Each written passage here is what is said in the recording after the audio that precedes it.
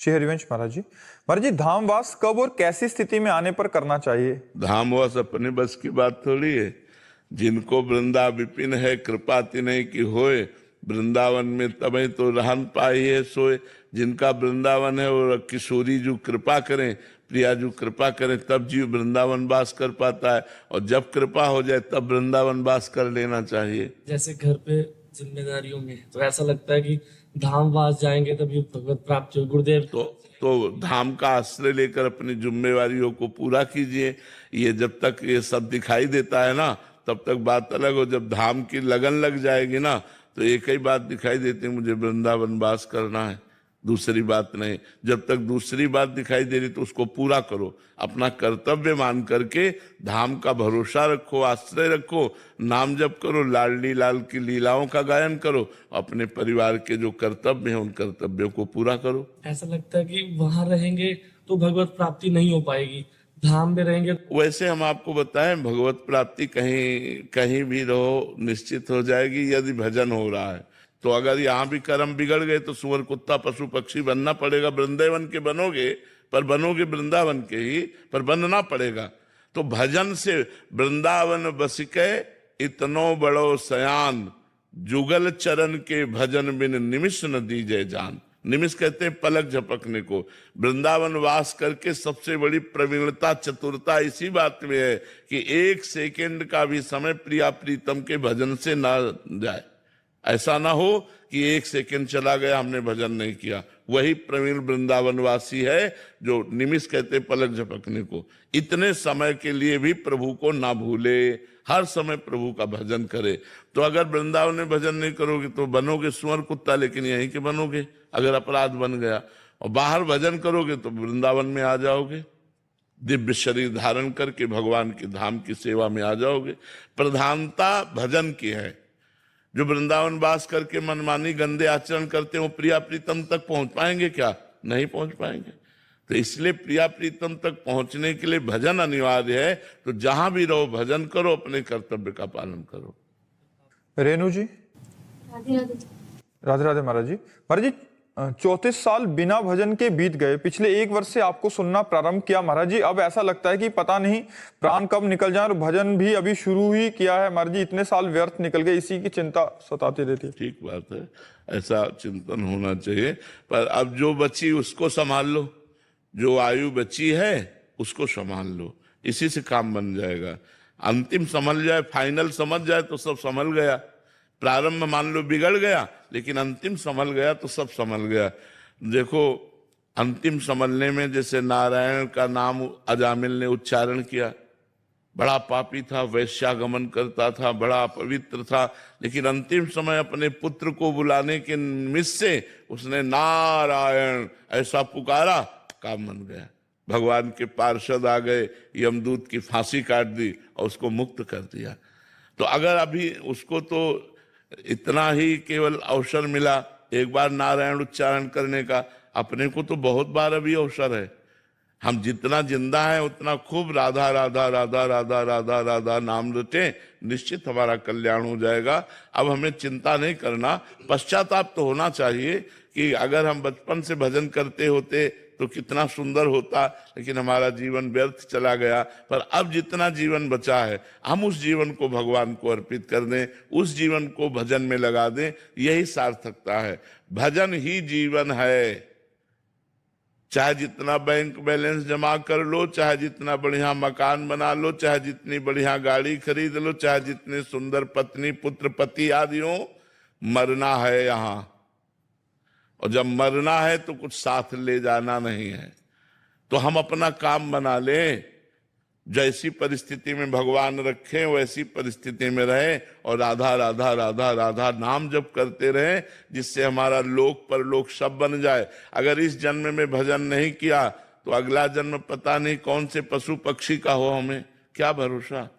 इसलिए खूब नाम जप करो, नाम ही तुम्हें बचाएगा।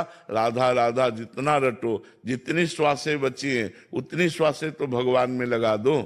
अरुण जी दिल्ली से। राधे राधे महाराज जी। महाराज जी, पिछले एक वर्ष से यूट्यूब के माध्यम से जुड़ा हूं, तब से जिंदगी को बदलता हुआ देख रहा हूं।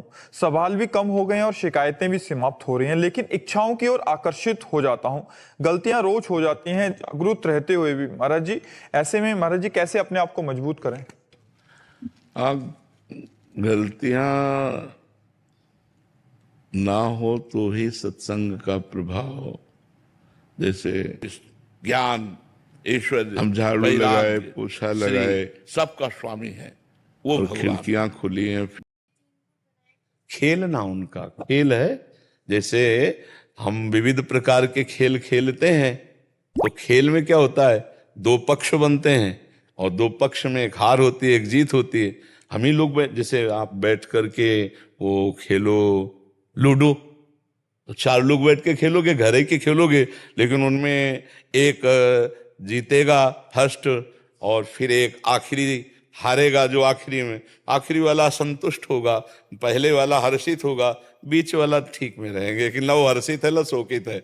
दो तीन वाले हर्षित शोकित नहीं, लेकिन फर्स्ट वाला हर्षित होगा, फर्स्ट आ गए, और जो फोर्थ आया वो थोड़ा। एक खेल है भगवान का, अपने आप में अपने आप से त्रिगुण माया का खेल है। अब इसी में भजन करके इस खेल से निकल जाए, यही रचा गया गेम है। एक गेम, स्त्री पुरुष, अच्छा बुरा, ये भगवान ने अपने आप को रचा है, तुम्हें नहीं, अपने आप को रचा है। ये सब वही है, आप समझ नहीं पा रहे।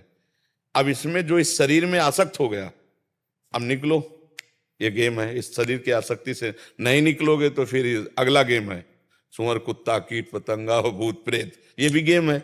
और अगर भजन कर ले गए तो जीवन मुक्त हो गए, गेम में फर्स्ट क्लास पास हो गए और भगवान गले लगा लिए। अब ये गेम है बच्चा। अब गेम क्यों, तो फिर इसका उत्तर ले एकोहम बहुश्यामा, ये गेम है उनका। बहुश्यामा से एकोहम, मुक्त हो गए।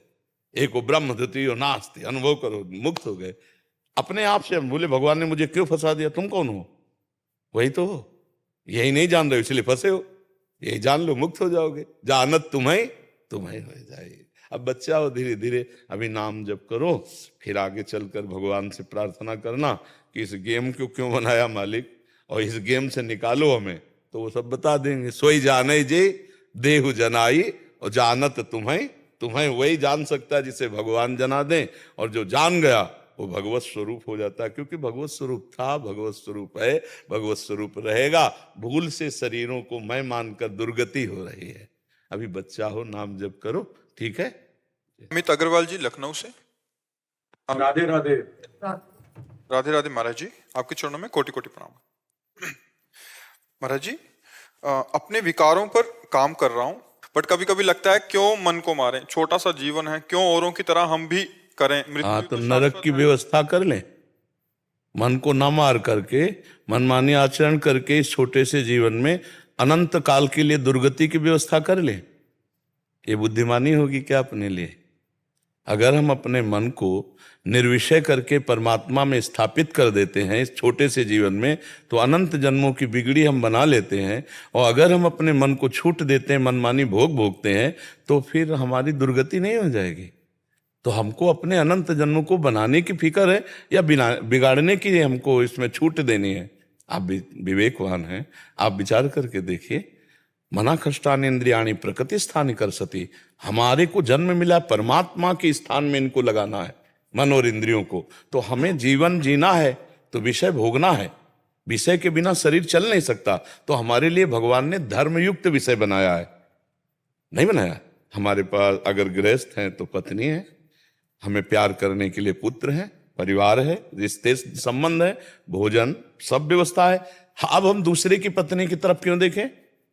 हम दूसरे के पुत्र की हानि करके अपने पुत्र को धनी बनाने की क्यों सोचे? हम किसी से ईर्ष्या क्यों करें, किसी की निंदा? पाप आचरण के लिए मन को रोकने के लिए ये छोटा शब्द बहुत बड़ा आतंक फैला देगा मन में। छूट देने की बात मात्र से ये हमारा मन ऐसी जगह फंसा देगा जहां से निकलना मुश्किल है। भले हम नहीं रोक पा रहे हैं, लेकिन हम रोकने का प्रयास करेंगे, छूट नहीं देंगे। जो आपने कहा कि हम इस पर काम कर रहे हैं, अर्थात हम प्रयासरत हैं, पर ये जो बुद्धि की एक छोटी सी बात कि यार मौज क्यों नहीं ले लेते, तो मौज किसे कहते हैं? क्या मौत को तुम मौज मानोगे?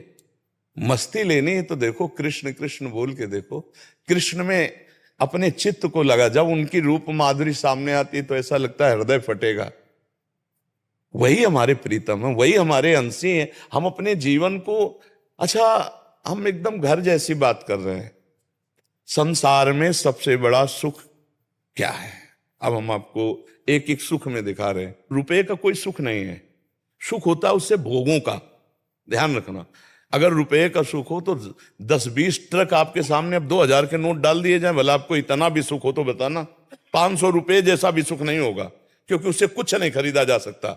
मतलब रुपया केवल योग्यता उसकी विषय खरीदने की है, ठीक है, विषय। अब हम विषय में आते हैं तो सबके मन में खा पी के रुपया कमा के सब कुछ देख सुन के एक बात में मन अटकता है, भोग। सब देख लो आप अपने मन की। ये हम शास्त्र सम्मत बात कहते हैं कि सब सुखों में सांसारिक, उनमें काम आगे है, इसीलिए सबसे पहले काम है, सबसे पहले काम है। और भगवान ने कहा है ये नित्य बैरी काम, इसी को काम को ही बैरी भगवान ने कहा है। अब ये काम सुख कहां है? कौन सा अंग है? आप विचार करके देखो।